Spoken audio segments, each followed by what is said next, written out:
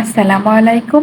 ১ cup গুঁড়ো দুধে পুরো ১ কেজি মিষ্টি, তাও আবার দোকানের মতো একটি মিষ্টিও কিন্তু ভাঙবে না। এই রেসিপি ফলো করে যদি তৈরি করেন, রেসিপিটি ফলো করে যদি গুঁড়া দুধের রসমালাই মিষ্টি তৈরি করেন, তাহলে কিন্তু একটি মিষ্টিও ভাঙবে না বা নষ্ট হবে না। গুঁড়া দুধ দিয়ে সঠিকভাবে রসমালাই মিষ্টি তৈরির A to Z আমি আপনাদেরকে শিখিয়ে দেব।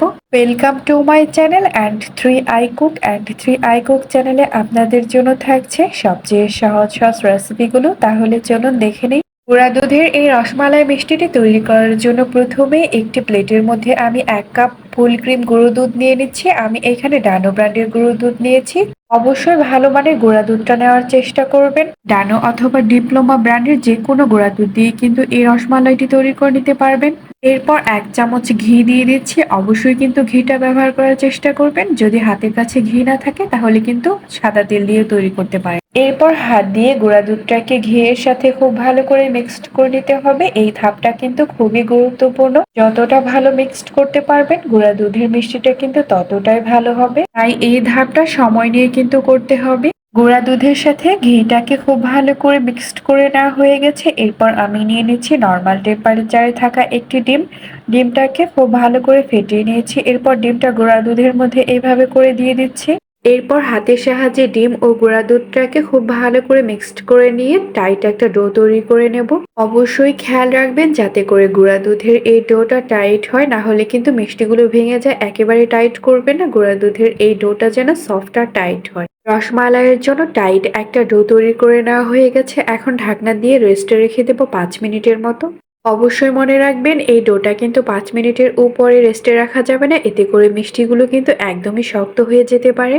৫ মিনিট পর আমি ঢাকনাটা খুলে নিচ্ছি। ৫ মিনিট কিন্তু রেস্টে রাখা হয়ে গেছে। এরপর হাতের মধ্যে অল্প একটু ঘি নিয়ে নেব। নিয়ে এইভাবে করে ডো থেকে লেচি কেটে নিয়ে রসমালাইয়ের শেপ দিয়ে দেব। রসমালাইয়ের শেপগুলো সাধারণত ছোট ছোট হয়, তাই আমি এখানে ছোট করে রসমালাইয়ের শেপটা দিয়ে দিচ্ছি। আমি এখানে গোল শেপ দিয়ে দিচ্ছি। আপনারা চাইলে যেকোনো চ্যাপ্টা শেপও দিতে পারেন। অবশ্যই মিষ্টির সাইজগুলো ছোট রাখার চেষ্টা করবেন, কারণ এগুলো ফুলে ডাবল হয়ে যাবে। রসমালাই শেপ দেওয়ার সময় অবশ্যই মাথায় রাখবেন রসমালাই শেপের মধ্যে যেন কোনো ফাটা বা ক্র্যাক না থাকে, তাহলে কিন্তু মিষ্টিগুলো দুধে জাল করে নেওয়ার সময় এগুলো ফেটে যেতে পারে। রসমালাই শেপ দেওয়ার সময় আমি এখানে ঘি ব্যবহার করেছি। আপনারা চাইলে কিন্তু সাদা তেলটাও ব্যবহার করতে পারেন। রসমালাই শেপটা দেখে বুঝতে পারছেন রসমালাই শেপটা ঠিক কতটা মসৃণ হয়েছে। রসমালাইয়ের মধ্যে কিন্তু কোনো ফাটা বা ক্র্যাক নেই। আমার সবগুলো রসমালাই শেপ দিয়ে দেওয়া হয়ে গেছে। এখন এই রসমালাই শেপগুলোকে রান্না করে নেব। রান্না করে নেওয়ার জন্য চুলায় একটি প্যান বসিয়ে দিয়েছি। প্যানের মধ্যে দিয়ে দিচ্ছি লিকুইড গরুর দুধ ২ কাপ। আপনারা চাইলে এখানে গুঁড়া দুধটাও ব্যবহার করতে পারেন, তবে গরুর দুধ দিয়ে রসমালাই সবচেয়ে বেশি ভালো হয়। দুধটাকে আগে একবার খুব ভালো করে জাল করে নিয়েছি। আপনারা যদি জাল করে না নিতে চান তাহলে কোনো সমস্যা হবে না। এরপর 1/3 কাপ চিনি দিয়ে দিচ্ছি। আপনারা যদি মিষ্টিটা একটু বেশি খান তাহলে কিন্তু চিনির পরিমাণটা বাড়িয়েও দিতে পারেন। ২টা এলাচ ফেটিয়ে নিয়েছি, ২টা এলাচি দিয়ে দিচ্ছি। এতে করে রসমালাইয়ের ফ্লেভারটা খুবই ভালো আসবে। এটা চাইলে আপনারা স্কিপও করতে পারেন। এরপর একটি স্প্যাচুলারের সাহায্যে চিনিটাকে দুধের সাথে খুব ভালো করে মিক্সড করে দেব।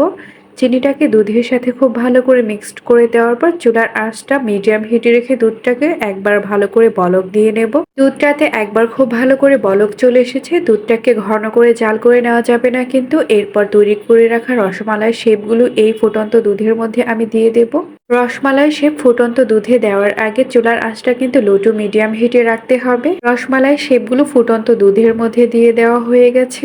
এরপর চুলার আঁচটা লো টু মিডিয়াম হিটে রেখে রসমালাই শেপগুলোকে রান্না করে নিতে হবে। ঢাকনা দিয়ে দিচ্ছি। ঢাকনা দিয়ে এই রসমালাই শেপগুলোকে আমি ১০ থেকে ১৫ মিনিটের মতো রান্না করে নেব। অবশ্যই মাথায় রাখবেন চুলার আঁচটা যেন লো টু মিডিয়াম হিটে থাকে। চুলার আঁচটা একদমই হাই হিটে দিতে যাবেন না, এতে করে মিষ্টিগুলো ভেঙে যাওয়ার সম্ভাবনা থাকে।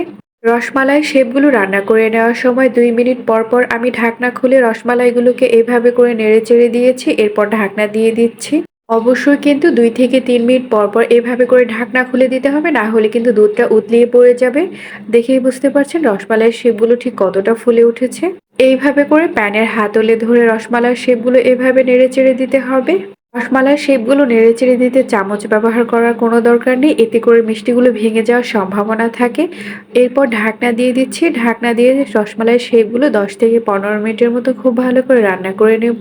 রসমালাই শেপগুলোকে ১০ থেকে ১৫ মিনিটের মতো আমার রান্না করে নেওয়া হয়ে গেছে। রসমালাই শেপগুলো কিন্তু একদম ফুলে উঠেছে। এখন চুলার আঁচটা অফ করে দেব। অফ করে দিয়ে রসমালাই শেপগুলোকে আবারও ঢাকনা দিয়ে রেখে দেব ১ ঘন্টার জন্য রেস্টে। এখন রসমালাইগুলো খুবই নরম রয়েছে, তাই এই রসমালাইগুলোতে একদমই হাত দেওয়া যাবে না, তাহলে কিন্তু ভেঙে যাবে। ১ ঘন্টা পর রসমালাইয়ের মধ্যে রসটা পুরোপুরি ঢুকে যাবে।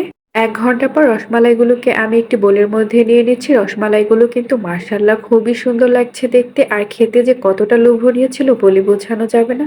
এখন আমি আপনাদেরকে একটি রসমালাই কেটে দেখাচ্ছি রসমালাইটা ঠিক কেমন হয়েছে। আর হ্যাঁ, যদি আমার এই রেসিপিটি আপনাদের ভালো লাগে তাহলে অবশ্যই লাইক, কমেন্ট এবং শেয়ার করবেন। ইউটিউব থেকে দেখে থাকলে কিন্তু সাবস্ক্রাইব করবেন, আর ফেসবুক পেজ থেকে দেখে থাকলে কিন্তু ফলো করবেন। আর আমার এই ভিডিওটি দেখার জন্য আপনাদের সবাইকে অনেক অনেক ধন্যবাদ। আল্লাহ হাফেজ।